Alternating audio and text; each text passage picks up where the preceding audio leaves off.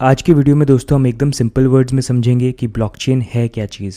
Blockchain की discovery 1991 में हुई थी, जहां पर एक ग्रुप ऑफ रिसर्चर्स ने ब्लॉकचेन को डिस्कवर किया और उन्होंने वर्ल्ड में ब्लॉकचेन को इंट्रोड्यूस करने की कोशिश करी। लेकिन ब्लॉकचेन टेक्नोलॉजी को उस तरह का एक्सपोजर नहीं मिला और समय के साथ ब्लॉकचेन के बारे में लोग भूल गए। अंटिल 2009 जब सतोशी नाकामोटो ने ब्लॉकचेन टेक्नोलॉजी यूज़ करके बिटकॉइन को लॉन्च किया। तो आइए दोस्तों अब समझते हैं ब्लॉकचेन टेक्नोलॉजी है क्या। उदाहरण के तौर पे आप ये मान लीजिए आपके पास एक डॉक्यूमेंट का फोल्डर है, उसके अंदर आप डॉक्यूमेंट्स डालते जाएंगे तो एक टाइम आएगा जब वो डॉक्यूमेंट फोल्डर फुल हो जाएगा। जब वो फोल्डर फुल हो जाएगा तो आप दूसरा डॉक्यूमेंट फोल्डर लेके आएंगे और उसमें फिर से डॉक्यूमेंट भरेंगे, और जब वो सेकंड फोल्डर भी फिल हो जाएगा पूरा तो आप थर्ड फोल्डर लेके आएंगे। तो ऐसे करके एक डॉक्यूमेंट्स की चेन बन जाती है। वैसे ही ब्लॉकचेन के अंदर डॉक्यूमेंट्स की जगह ब्लॉक्स होते हैं, और ये जो ब्लॉक्स होते हैं ये डेटा, प्रीवियस हैश और करंट हैश स्टोर करते हैं। ब्लॉक्स में अगर हम डेटा की बात करें तो ब्लॉकचेन के अकॉर्डिंग डिफरेंट होते हैं। जैसे यहाँ पर हम एग्जांपल के लिए बिटकॉइन के ब्लॉक्स ले लेते हैं। बिटकॉइन के ब्लॉक्स के अंदर डेटा के अंदर ट्रांजैक्शन डिटेल स्टोर होती हैं, जैसे पैसा किसने सेंड किया और किसको सेंड किया और ट्रांजैक्शन का अमाउंट क्या था। और ये जो ब्लॉक्स होते हैं एक दूसरे से हैश के थ्रू कनेक्टेड होते हैं। अगर आप ये सोचेंगे कि हैश क्या होता है, तो हैश आप एक तरह का फिंगरप्रिंट मान सकते हैं जो डेटा के अकॉर्डिंग चेंज होता है और एक तरह से ब्लॉक्स को इंटरकनेक्ट करता है। फॉर एग्जांपल ये पहला जो ब्लॉक आप देख रहे हैं ये सबसे पहला ब्लॉक है बिटकॉइन का।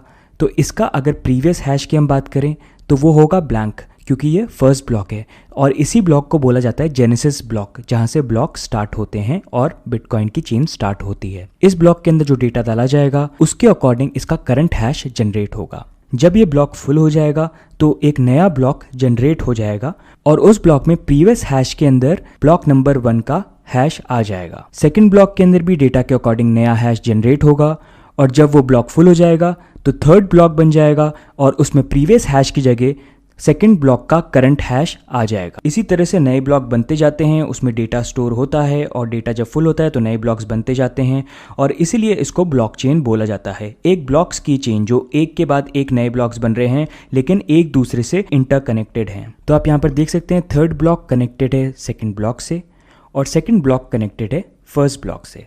अब आप ये मान लीजिए कोई गलत इंटेंशंस के साथ ये कोशिश करता है कि ब्लॉक के अंदर वो डेटा चेंज कर दे अपने बेनिफिट के लिए। तो यहाँ पर ये होगा, जैसे ही डेटा के अंदर डिटेल्स चेंज करी जाएंगी ऑटोमेटिकली जो करंट हैश है वो चेंज हो जाएगा, और जैसे ही वो चेंज होगा वो आगे के ब्लॉक से मैच नहीं होगा और वहाँ पर ये डिटेक्ट हो जाएगा कि ये जो ब्लॉक है ये इनवैलिड है और इसके अंदर कुछ गड़बड़ करने की कोशिश करी गई है। यही एक फीचर है जो ब्लॉकचेन को बहुत सिक्योर बनाता है।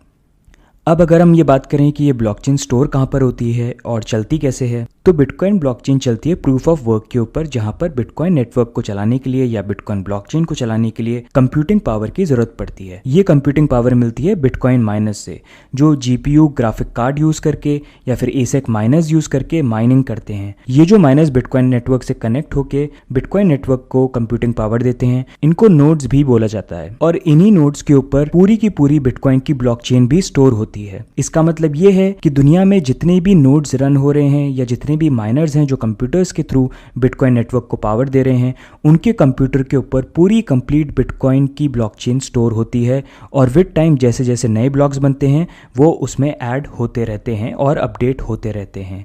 इसको बेहतर समझने के लिए एक एग्जांपल देख लेते हैं। ये सारे के सारे आपके सामने माइनर्स हैं और ये नोड्स रन कर रहे हैं।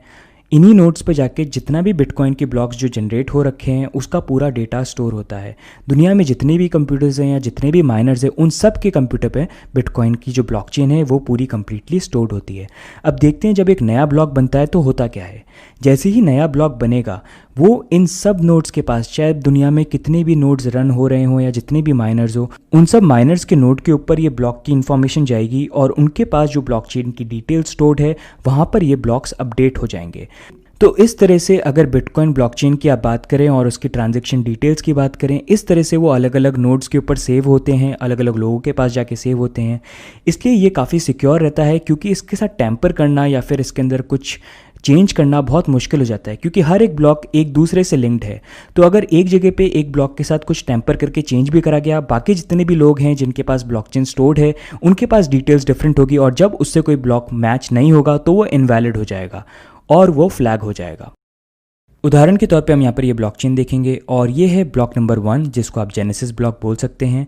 और उसके ऊपर आप देख सकते हैं कि यहाँ पर जो प्रीवियस हैश है वो 0 है क्योंकि ये जेनेसिस ब्लॉक है और करंट हैश यहाँ पर ये डला हुआ है। उसके बाद सेकंड ब्लॉक है और सेकंड ब्लॉक जो है वो आप यहाँ पर देख सकते हैं वो फर्स्ट ब्लॉक से कनेक्टेड है। यहाँ पर जो हैश है वो उससे कनेक्टेड है और उसका यहाँ पर ये करंट हैश है इस ब्लॉक का और वो देखिए आप आगे यहाँ पर एडिट है।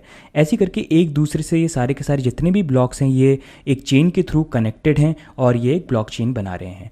अब इसके अंदर एक ये एग्जांपल ले लेते हैं कि मैं चाहता हूं कि इसके अंदर मैं कुछ गड़बड़ करूं और चेंज कर दूं अपने बेनिफिट के लिए और कुछ हैकिंग करने की कोशिश करूं। तो अगर मैं इस ब्लॉक पे जाता हूं और यहाँ पर मैं कुछ चेंज करने की कोशिश करता हूं, जो डेटा है उसको चेंज करने की कोशिश करता हूं, तो जैसे ही मैं डेटा चेंज करूंगा ये सारे के सारे आगे के ब्लॉक्स इनवैलिड हो जाएंगे कि कुछ गड़बड़ हुई है, इस ब्लॉक के अंदर कुछ चेंज हुआ है और ये एक दूसरे से मैच नहीं होते हैं। अगर मैं वापस इसको डेटा को आप देखिए चेंज करता हूँ तो ये सारे के सारे ग्रीन हो गए कि हाँ ठीक है, एक दूसरे से प्रॉपरली कनेक्टेड हैं और डेटा सही है।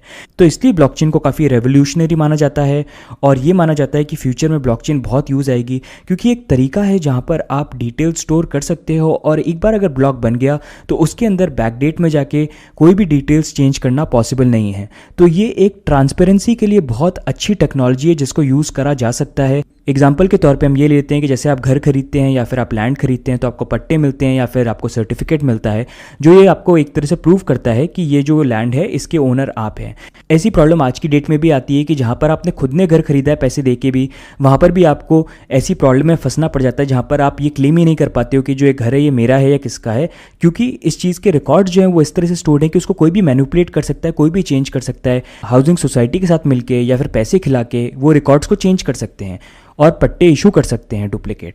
लेकिन आप ये सोचिए कि ये जो इन्फॉर्मेशन है, जो ये पट्टे हैं या जो लैंड का रजिस्ट्री है, इसकी इन्फॉर्मेशन जो है ये अगर ब्लॉकचेन के ऊपर स्टोर हो जाए तो वो कितना सिक्योर हो जाएगा, क्योंकि अगर ब्लॉकचेन के ऊपर एक बार इन्फॉर्मेशन स्टोर हो गई तो उसको चेंज करना मुश्किल हो जाएगा। जैसे ही ब्लॉकचेन के ऊपर कोई अपनी इन्फॉर्मेशन चेंज करने की कोशिश करेगा तो एकदम से सारे के सारे ब्लॉक्स जो होंगे वो इनवैलिड हो जाएंगे। तो यही एक रीज़न है जिसके कारण आज की डेट में आप हर कंट्री को ये बात करते हुए सुनते हैं कि ब्लॉकचेन टेक्नोलॉजी को हमको अडेप्ट करना है। आप बड़ी बड़ी कंपनीज को सुनते हो वो इसलिए अडेप्ट कर रहे हैं क्योंकि ब्लॉकचेन एक तरह से चीज़ों को लेकर ट्रांसपेरेंसी लेके आता है। जो करप्शन है और जो इलीगल एक्टिविटीज़ हैं उसका स्कोप ही बिल्कुल रिमूव कर देता है, क्योंकि एक बार अगर ब्लॉकचेन पे चीज़ें आ गई और उस पर स्टोर हो गई और ब्लॉक्स बन गए तो उसको चेंज करना बहुत ही ज़्यादा मुश्किल है। तो दोस्तों ये हो गया ब्लॉकचेन के ऊपर छोटा सा वीडियो और हम आशा करते हैं इस वीडियो से आपको आसानी से समझ में आ गया हो कि ब्लॉकचेन क्या चीज़ है और आपका जो भी कन्फ्यूजन है वो दूर हो गए हो। बाकी अगर आपको कोई भी कन्फ्यूजन है तो आप कमेंट्स में ज़रूर हमको लिख के बताइएगा और अगर आप हमारे चैनल पे फर्स्ट टाइम आए तो सब्सक्राइब करना मत भूलिएगा। ऐसी एजुकेशनल वीडियोज़ और क्रिप्टो करेंसी से रिलेटेड वीडियोज़ हम रेगुलरली लेके आते रहते हैं। बाकी अगर आपको कुछ नया सीखने को मिला है तो प्लीज़ लाइक भी कर दीजिएगा। बाकी जल्दी ही और वीडियोज़ लेके आएंगे, तब तक के लिए गुड बाय।